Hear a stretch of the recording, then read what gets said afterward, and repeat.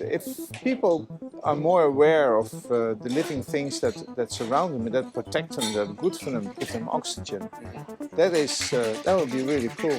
You just wake up in the morning, you go on Facebook, you see that your CPI is 5 cents, and you say, fuck, I will go on the top one again. It's kind of drug addict, You just want your next shot. I say, okay, I'm on the top again. I'm spending like 100K per day again. I will do like 1 million of downloads, and I'm on the top chart, and everyone will say, hey man, you are doing great.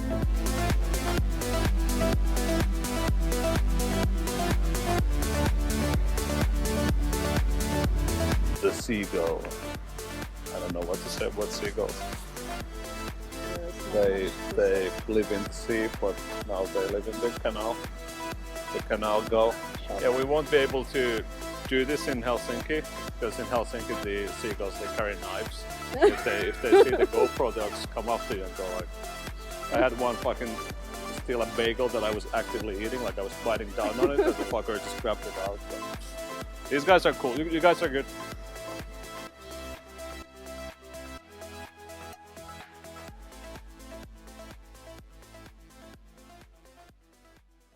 Did you have moments where you thought that maybe you don't want to do games?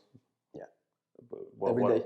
Every day. Every day. At TapNation, it was when it was like, okay, we don't have any hit since 1, 2, 3 months. You start to say, okay, maybe it's wrong. Maybe we are not doing that way correctly. Maybe the business is changing. So at this time, it was very complicated. Okay. At Quiet, it's less complicated because we buy games. So we are like, okay, this game is doing money, so if we buy it and we acquire it, it will still do money. So I'm Annouar. So I was former CMO of TapNation, TapNation hypercasual publishers. So I was the first employee there. Then I grew the team to 25 people. And since 1 year now, I just moved to create my own venture. It's called Quiet.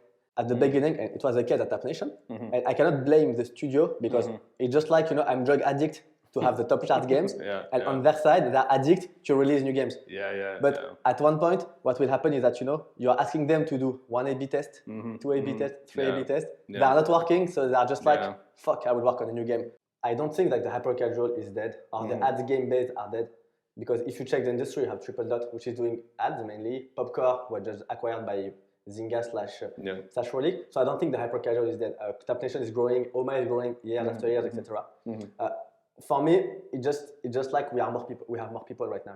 What I can say for sure is that right now, when you do user acquisition, you are doing user acquisition on Facebook, of course, on Instagram, on Snapchat. But most of the user acquisition right now, for the casual games, etc., is done on AppLovin, on Unity, on Iron Source, on Integral, on all this SDK network. And if the hypercasual is really dying, it means that all these people will not be able to do user acquisition again. So when they say it's dying and when they say it will not be reliable in 5 years, or when they say that you should work on new kind of games, I don't know how they will do UA for this kind of game, because if everyone is doing only in-app purchase game-based, how we will do the UA, except on Facebook, etc. When a hypercasual publisher is doing 100 million of revenue, it just means that 100 million of user acquisition is spent on their games, So I don't know where this money will go. What about the kind of the French and especially the kind of the Paris game scene? How is it different? To be honest, it's like if we need to compare with the rest of the world, I think we are the first country in terms of hypercasual. Maybe not now because a lot of studios are emerging in Turkey, in like all the world, in fact, in Vietnam, etc. But if we check the history, we have Ketchup, the first one, of course. Green Panda, some of the first one, Madbox, Voodoo. Voodoo, of course. I cannot mention them. But we have like TapNation right now. We have Dual Cat. So to be honest, I think it was the hot hub for the hyper-casual. And it's still the case, even if some big companies are trying to shift with Voodoo, etc., trying to do more casual. They're still leading the hyper-casual market. Do you have any thoughts on kind of what would be the kind of simple, straightforward ways that games could use kind of what we already have there in terms of in-app purchases or the kind of existing advertising integrations or whatnot? Like, are there things that would be easy and actionable for the game developers and publishers where you could do something? Yeah, definitely. I think we have two stuff. The first one can be like on the in-app purchase side.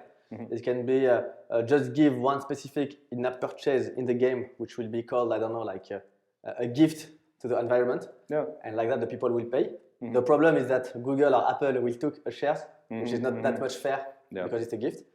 But it can still be a good point. And the second one is just to do like a lot of stuff are doing right now. It's just to do like one day, for example, the 1st of February, to give all the money that we are doing from in-app purchase or even with ads to a specific association or something like this. This one can be more easiest, and at the end it will just depend on the ethic of the publisher to say that yes, we will give that. But it's something simple. It's something that will not impact that much the publisher at the end, and can be done. And on the advertising side, what can happen is, we have a lot of ads with very, very low CPM. So maybe instead of doing like ads for nothing and annoy the users, we can just do an ad for any association which is defending like the environment or doing some action for the climate change, etc. So it can be something very easy. For this side, to be honest, it just requires creatives, one link to redirect to the specific association, and that's it. So it can take like 10 minutes, and we can check the impact. We can check how many impressions we did. We can check how many people we bring from playing a hyper-casual game or games to this specific stuff, and we can do like very impactful, creative, etc. to engage the people. So for these specific days, if we cannot like give the money, we can just show a lot of ads about it, or do like a first pop-up. You can do some live ops event, like show a pop-up to say, hey, today is the day of the environment.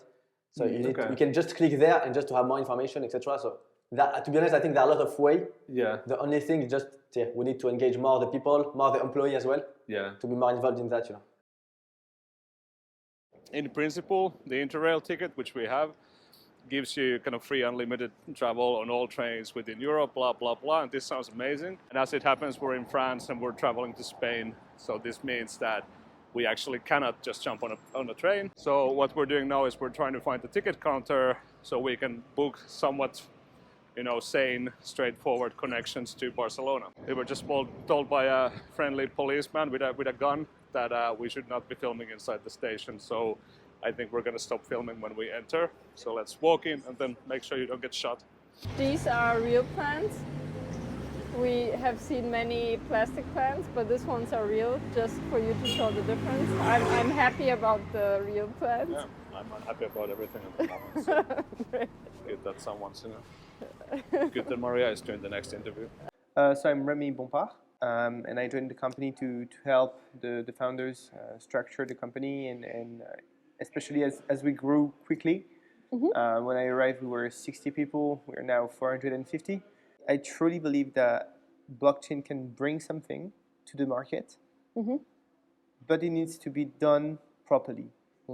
And I understand that a lot of people don't want crypto, don't want blockchain games because they are afraid, and they are afraid of change in the gaming industry. We are often afraid of change. Like a lot of gamers hated free-to-plays, hated monetization schemes, of course, but the publishers need to make money as well. So these are small changes happening, and Web3 is a different way. It's another way to think in terms of community first, trying to put the users at the core of the game development for some games that actually involve the community into the development of their own game. So there are there's a lot of different schemes that can work, but people need to understand that it's not just to extract money out of them, but try to also involve them in a different way. They're not just users; they're also real stakeholders in the creation process, and it will take time. It will take time. That's logical. The onboarding process, for example, getting onboarded on a blockchain game is a mess. That's a mess. You need a wallet. You need cryptocurrencies on your wallet. Most people don't even know what a wallet is. Don't even know how to buy ETH or any other cryptocurrencies. So how can you expect them to do everything just to get a look at your game? That can't be possible. So we are working towards a much better onboarding. I also think that showing content before creating an account is something that could work in the future for Web3 games. So you have the community test your game without any Web3 component. And when they need to create an account, that's the moment when they need to get onboarded on the Web3 aspects. So many different user paths that could happen, but I think that if we want to reach mass adoption at some point, we will need to have all these possibilities for the user to be fully free of what he wants to do. So like a soft Web3 version, like a Web2. Something in between. Yeah. And you have the choice. You have the choice. You can go full decentralization if you have a wallet and you know how to operate a wallet. So you are responsible of your assets, or just you don't want to take any risk. You don't care. And it's fair to not care. Like it happens. People just may not care about owning their digital collectibles. It's fair. It can happen. But we also need this choice for this kind of people. Some people will be gamers and want only games. Others will be there to have a chat with people like-minded in many different experiences. And the other will be there to watch an art gallery, for example. And the last guys can be there to just attend a concert. So many different kind of persona of users. And the difficulty here is to try to please everyone and try to develop the product. It would be interesting to talk about sustainability and blockchain in general, because like there is this huge discussion. So there's a fact. We consume a lot. Yes. That's a fact. So how can we be better?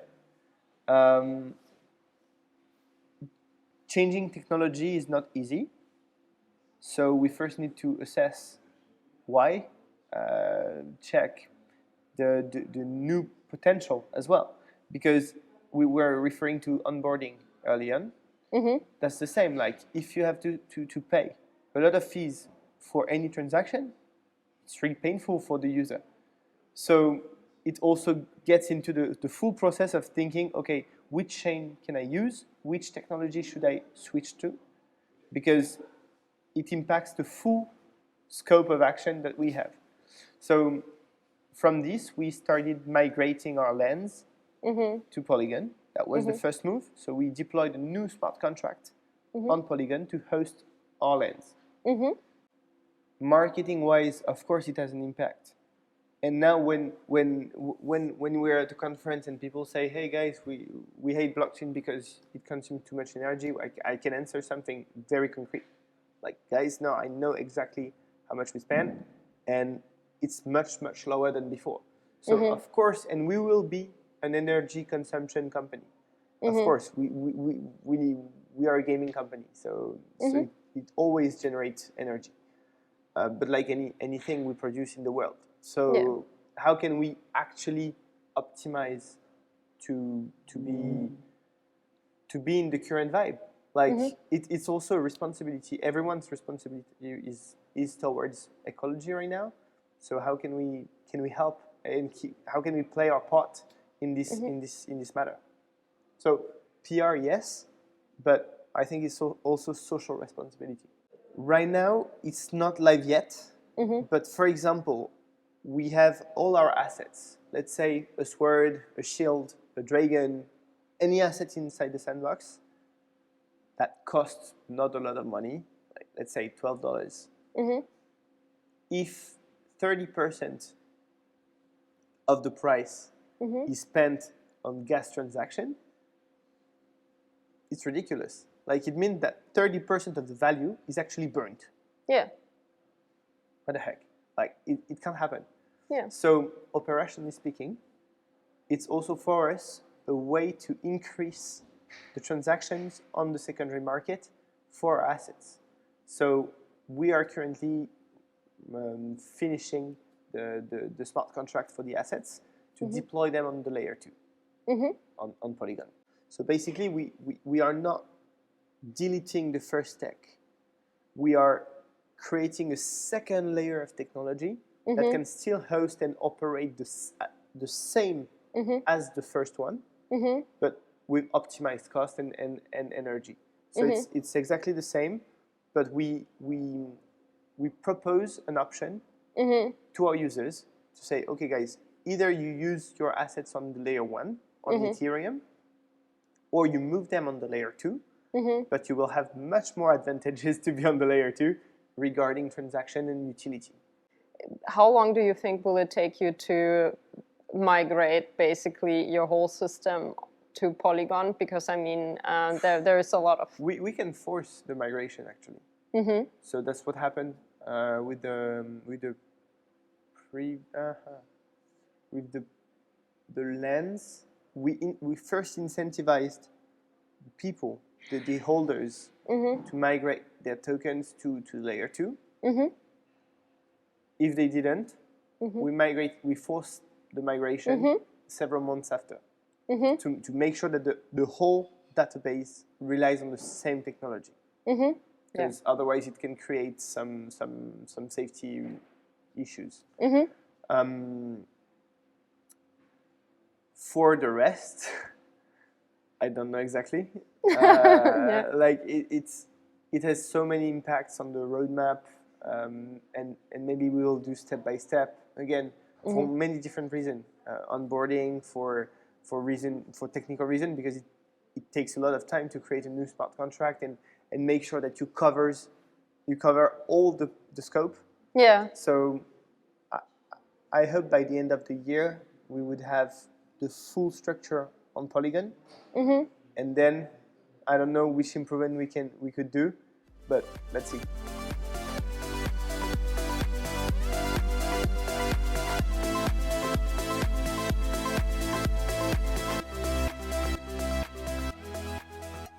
Hi Marten, good to see Hi. you. It's been a Good while. to see you. Yeah, it's been a long Post. time, a couple of years. My name is Maarten Noyons. I've been working in the game industry for a very long time.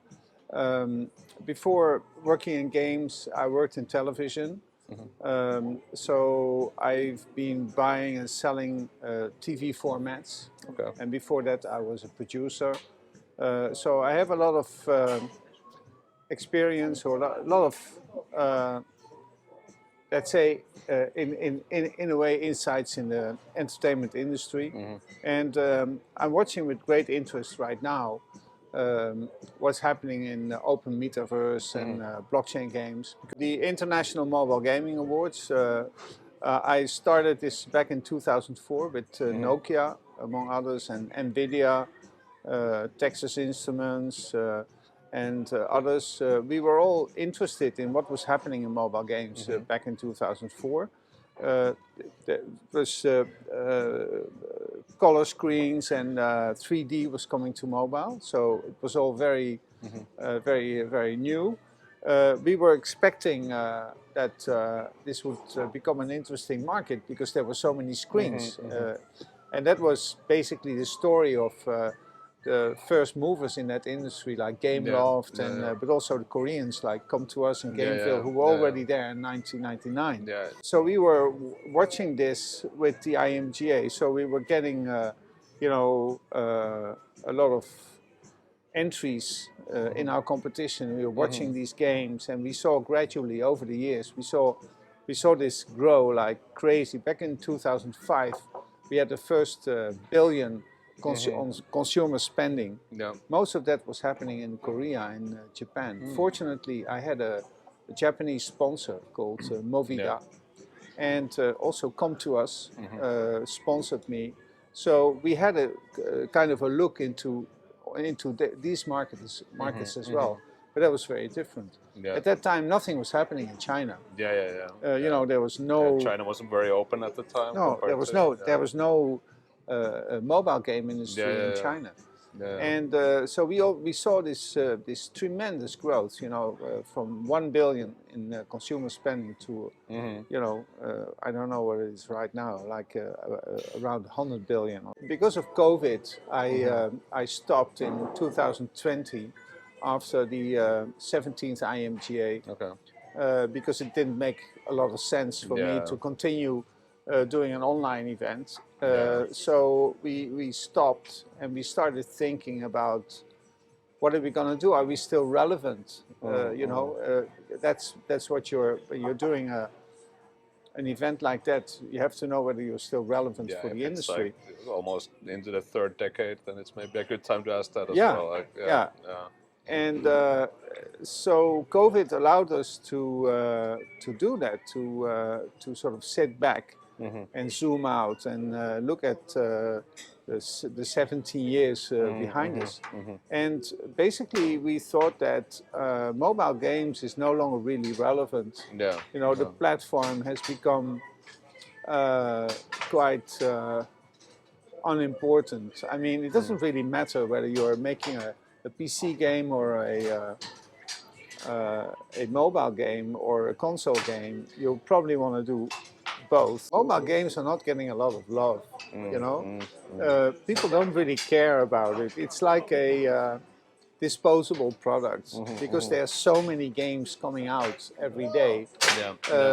People are much more interested in console gaming because it takes a very long time to come out with, GTA, I don't know which number, or FIFA, I don't,